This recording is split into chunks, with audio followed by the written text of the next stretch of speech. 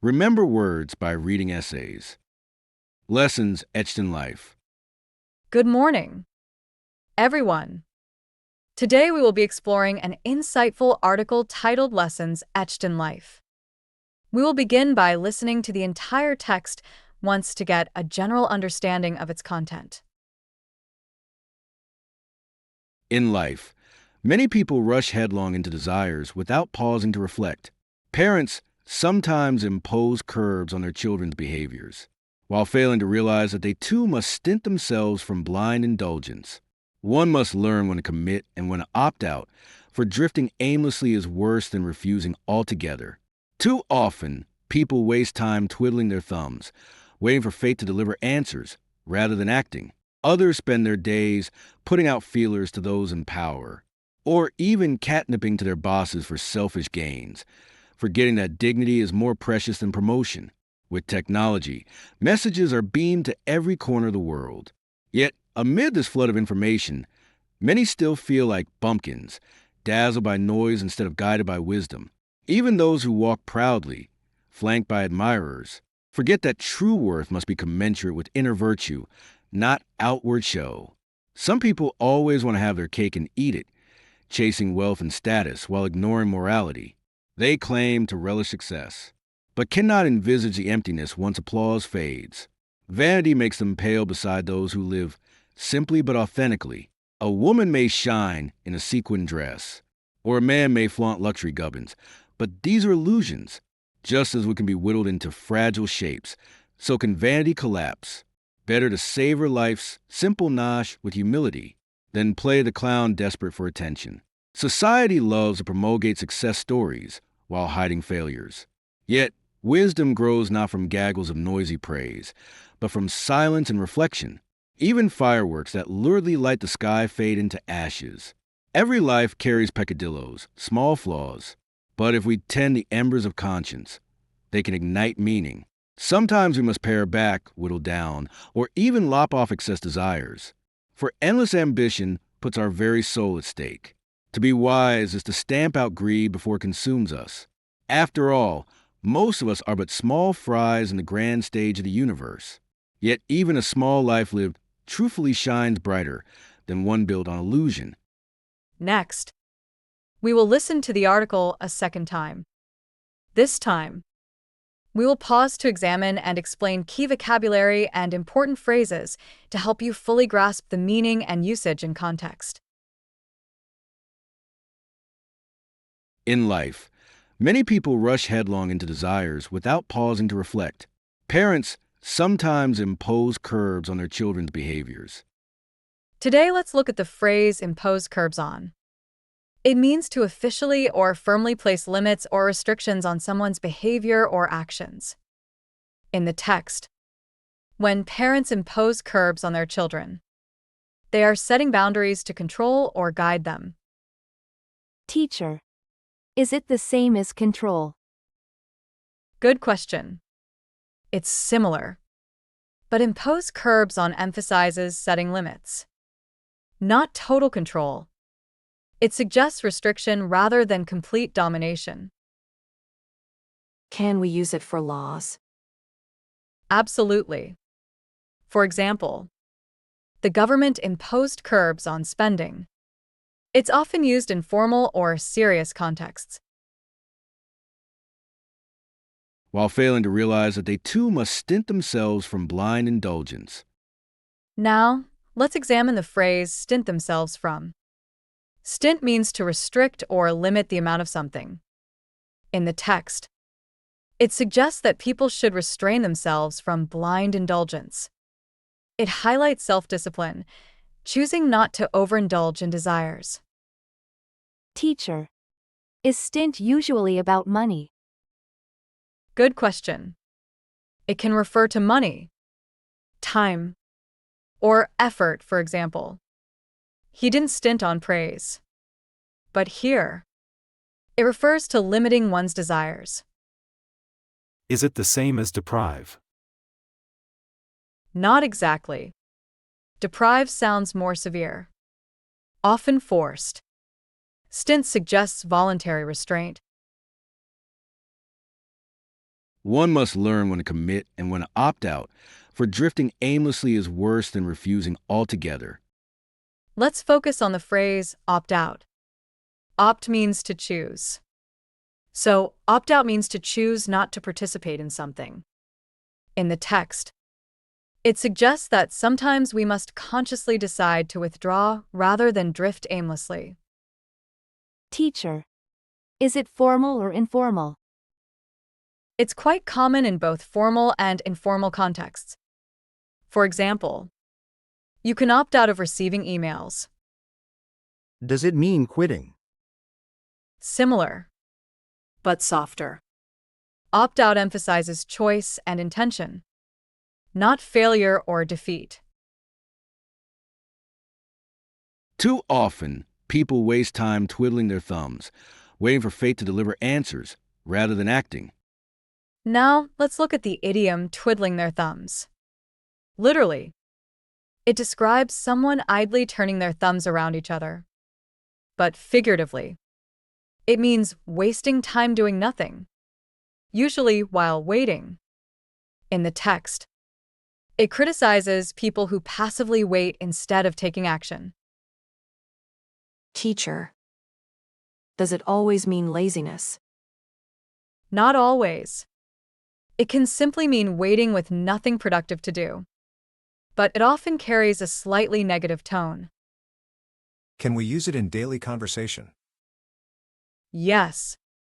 For example, we were just twiddling our thumbs while the manager made the decision.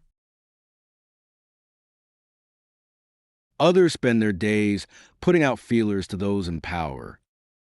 Let's examine the phrase putting out feelers to. This idiom means making indirect or cautious attempts to find out someone's reaction, interest, or support. In the text, it suggests that some people discreetly approach those in power to test opportunities for personal gain. Teacher. Is it a formal expression? It's semi-formal. You'll see it in newspapers or professional contexts, especially in politics or business. Does it mean asking directly? No. Quite the opposite. It implies testing the waters carefully before making a direct move. Or even catnipping to their bosses for selfish gains, forgetting that dignity is more precious than promotion. Now, let's look at the word catnipping. It comes from catnip, a plant that excites cats. Figuratively, catnipping means trying to attract or charm someone in a way that tempts or flatters them. In the text, it suggests people flattering their bosses to gain favor. Teacher. Is this a common word? Not very common. It's creative and slightly humorous, often used metaphorically. Is it the same as buttering up? Very similar. Both mean flattering someone for advantage. But catnipping adds a playful image of tempting like catnip does to cats. With technology, messages are beamed to every corner of the world. Let's focus on the phrase beam to. Beam literally means to send out rays of light or signals. In modern usage, it often refers to sending messages or data electronically over long distances. In the text, messages are beamed to every corner of the world means information is transmitted instantly across the globe. Teacher. Is it only about light? Originally, yes. But now it's commonly used for radio, TV, or digital signals. Can we use it figuratively? Yes. For example, her smile beamed across the room, meaning it radiated warmly. Yet, amid this flood of information, many still feel like bumpkins, dazzled by noise instead of guided by wisdom. Now, let's examine the word bumpkins. A bumpkin refers to a person who is considered unsophisticated or from the countryside, often lacking worldly experience. In the text, It suggests people who, despite modern technology, still feel naive or easily dazzled. Teacher. Is it a polite word? Not really. It can sound slightly insulting, so we should use it carefully. Is it the same as villager? Not exactly. Villager is neutral, but bumpkin implies simplicity or lack of sophistication. Even those who walk proudly, flanked by admirers. Let's look at the phrase flanked by. Flank originally refers to the side of something, especially in military terms. So flanked by means being positioned on both sides of someone or something. In the text, it suggests a person walking proudly, with admirers standing on either side. Teacher. Is it only used in military contexts? No. It began as a military term, but now it's widely used in everyday descriptions. Can we use it for objects? Yes. For example, the entrance is flanked by 2 tall trees. Forget that true worth must be commensurate with inner virtue, not outward show. Now, let's focus on the phrase commensurate with. Commensurate means equal in size, degree, or importance. So, when something is commensurate with something else, it matches or corresponds appropriately. In the text, true worth should be commensurate with inner virtue. That means outer recognition should match inner character. Teacher. Is it a formal expression? Yes. It's quite formal and often used in academic or professional contexts. Can we use it about salary? Absolutely. For example, her salary should be commensurate with her experience. Some people always want to have their cake and eat it, chasing wealth and status while ignoring morality. Today we'll discuss the idiom want to have their cake and eat it. It means wanting to enjoy two desirable but mutually exclusive things at the same time. In the text, it refers to people chasing wealth and status while ignoring morality. They want both success and ease without compromise. Teacher. Is it only about food? No. It's figurative. The cake represents something desirable, not literal food. Can it be used in daily conversation? Definitely. For example, she wants to travel the world but also keep a full-time job. She can't have her cake and eat it. They claim to relish success. Let's look at the word relish. As a verb, it means to enjoy or take great pleasure in something. In the text, when people claim to relish success, it means they say they enjoy achievement, but may not truly appreciate it. Teacher. Can relish be used for food too? Yes. For example, he relished the spicy dish. It works literally and figuratively. Is it a formal word? It's moderately formal but widely used in everyday English to express genuine enjoyment or delight. But cannot envisage the emptiness once applause fades. Today we'll examine the word envisage. It means to imagine, visualize, or foresee something in your mind. In the text, people cannot envisage the emptiness once applause fades, meaning they fail to foresee the lack of fulfillment behind superficial success. Teacher. Is it similar to imagine? Yes. But envisage is a bit more formal and often used when planning or anticipating outcomes. Can it be used in daily conversation? It can, but it sounds slightly formal. For casual speech, Imagine or picture works better. Vanity makes them pale beside those who live simply but authentically. Let's look at the word pale in the text. Here, it means to seem less impressive or less significant in comparison. The text says vanity makes them pale beside those who live simply, meaning superficial people appear weak or inferior next to authentic, humble lives. Teacher. Does it only refer to color? No. While it literally means light in color, figuratively it means to be less impressive or to lose significance. Can we use it for objects too? Yes. For example, the new movie pales beside the original classic, meaning it's less remarkable. A woman may shine in a sequin dress.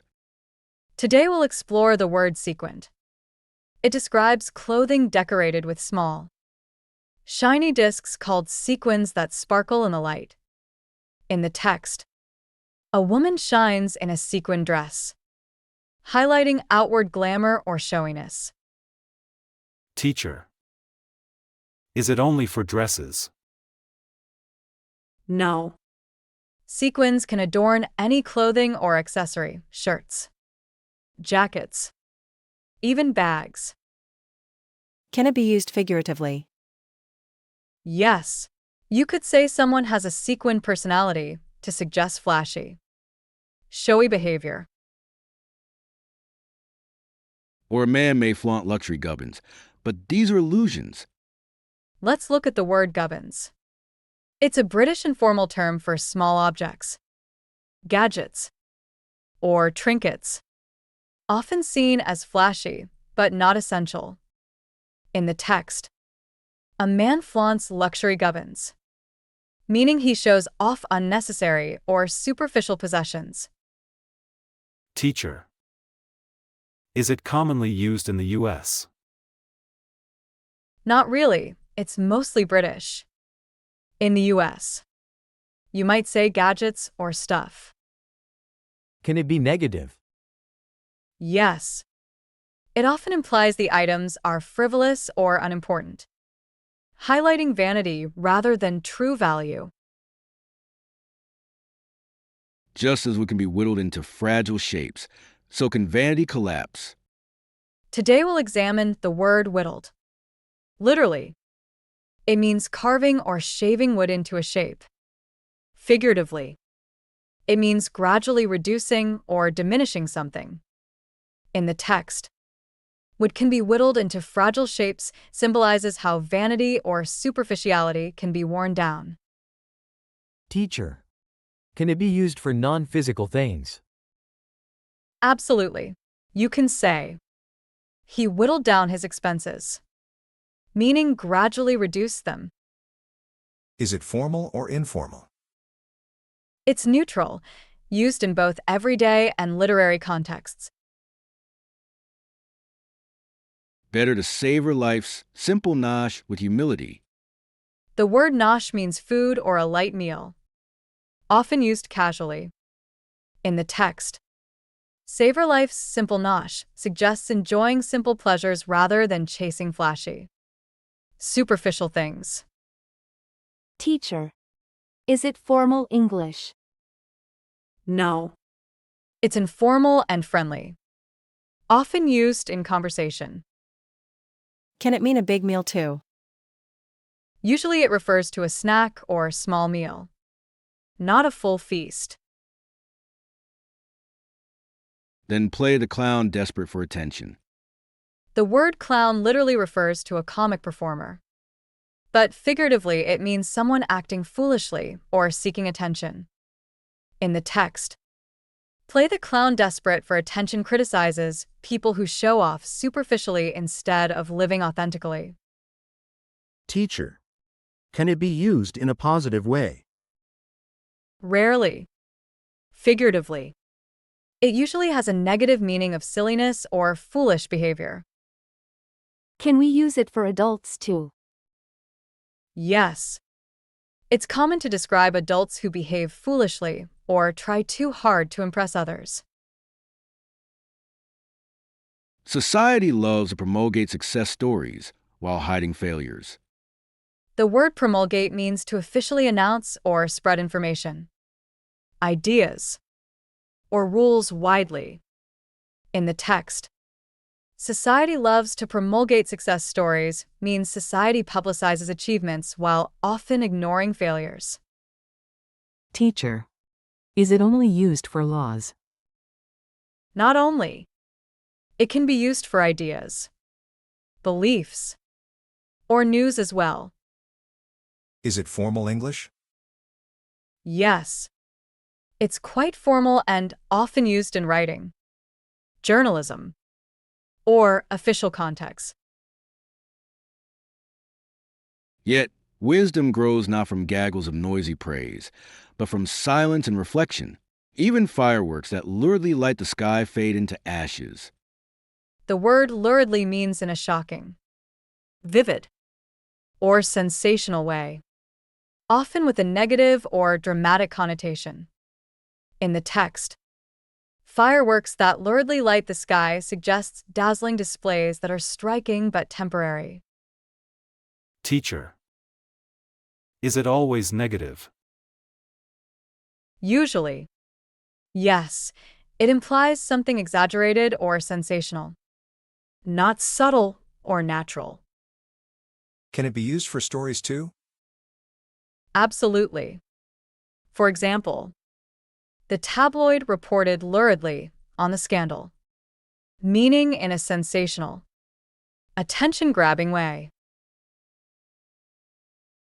Every life carries peccadillos, small flaws. The word peccadillos refers to minor faults or small mistakes, often considered forgivable.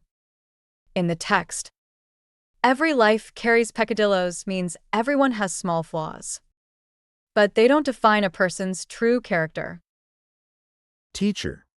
Is it a formal word? Yes, it's slightly formal or literary, not commonly used in casual conversation. Can it refer to serious mistakes too? No. Peccadillos are minor or trivial. Serious mistakes would need a different word, like transgressions. But if we tend the embers of conscience, they can ignite meaning. The word embers are the glowing remains of a fire after most of the flames have died down. Figuratively, in the text, tend the embers of conscience means to nurture the small, lingering sparks of moral awareness so they can grow into meaningful action. Teacher. Can embers be used literally too? Yes. For example, the campfire's embers still glowed in the night. Can it symbolize emotions? Absolutely. People often use it for lingering feelings, like embers of love or embers of anger. Sometimes we must pare back, whittle down, or even lop off excess desires. The phrases pare back, whittle down, and lop off all mean to reduce or remove something gradually or decisively. In the text, they describe cutting back excessive desires to protect the soul and live wisely. Teacher. Are they all formal expressions? Pare back is slightly formal. Whittle down is neutral and figurative. And lop off is more direct and casual. Can they be used for non-physical things? Yes. For example, you can pare back spending, whittle down a list, or lop off unnecessary tasks. For endless ambition puts our very soul at stake. The phrase at stake means something is at risk or in danger of being lost. In the text, endless ambition puts our very soul at stake means that unchecked greed threatens our moral and spiritual well-being. Teacher. Can it be used for money too? Yes. For example, thousands of dollars are at stake in the business deal. Is it formal or informal? It's neutral and widely used in both everyday and formal contexts to indicate risk or high importance. To be wise is to stamp out greed before it consumes us. The phrase stamp out means to completely eliminate or put an end to something. In the text, stamp out greed means actively working to remove selfishness before it takes over our lives. Teacher. Can it be used for habits? Yes. For example, we must stamp out smoking in public places. Is it formal or casual? It's more of a neutral to slightly strong expression, often used in both writing and speech to emphasize decisive action. After all, most of us are but small fries in the grand stage of the universe. The phrase small fries refers to people who are unimportant or have little influence. In the text, most of us are but small fries means that, in the grand scheme of the universe, individuals may seem minor, but their actions still matter if lived truthfully. Teacher. Is it informal? Yes. It's casual and often used humorously or lightly. Can it be used for objects too? Rarely. It's usually applied to people or groups, not things. Yet even a small life lived truthfully shines brighter than one built on illusion. Afterwards, we will listen to the article one more time from start to finish. This will help reinforce your understanding and allow you to hear the phrases and expressions in their natural context again. In life, many people rush headlong into desires without pausing to reflect. Parents sometimes impose curbs on their children's behaviors, while failing to realize that they too must stint themselves from blind indulgence. One must learn when to commit and when to opt out, for drifting aimlessly is worse than refusing altogether. Too often, people waste time twiddling their thumbs, waiting for fate to deliver answers rather than acting. Others spend their days putting out feelers to those in power, or even catnipping to their bosses for selfish gains, forgetting that dignity is more precious than promotion. With technology, messages are beamed to every corner of the world. Yet, amid this flood of information, many still feel like bumpkins, dazzled by noise instead of guided by wisdom. Even those who walk proudly, flanked by admirers, forget that true worth must be commensurate with inner virtue, not outward show. Some people always want to have their cake and eat it, chasing wealth and status while ignoring morality. They claim to relish success, but cannot envisage the emptiness once applause fades. Vanity makes them pale beside those who live simply but authentically. A woman may shine in a sequin dress, or a man may flaunt luxury gubbins, but these are illusions. Just as we can be whittled into fragile shapes, so can vanity collapse. Better to savor life's simple nosh with humility than play the clown desperate for attention. Society loves to promulgate success stories while hiding failures. Yet, wisdom grows not from gaggles of noisy praise, but from silence and reflection. Even fireworks that luridly light the sky fade into ashes. Every life carries peccadilloes, small flaws, but if we tend the embers of conscience, they can ignite meaning. Sometimes we must pare back, whittle down, or even lop off excess desires. For endless ambition puts our very soul at stake. To be wise is to stamp out greed before it consumes us. After all, most of us are but small fries in the grand stage of the universe. Yet even a small life lived truthfully shines brighter than one built on illusion. That concludes our lesson for today.